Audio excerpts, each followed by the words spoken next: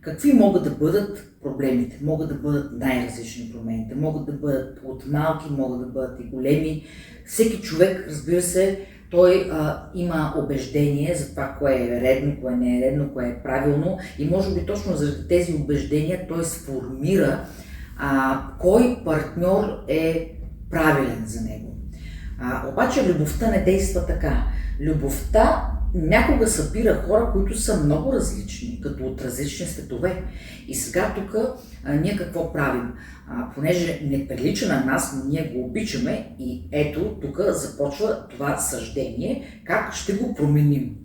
Ама не, идеята е да срещнем това различие, защото всъщност ползата от това да съберем силите си, макар и различни, могат да направят нещо много по-добре, не само за партньорите, но и за всички, които идват след тях, тяхните деца и въобще хора, даже и в професионалната сфера.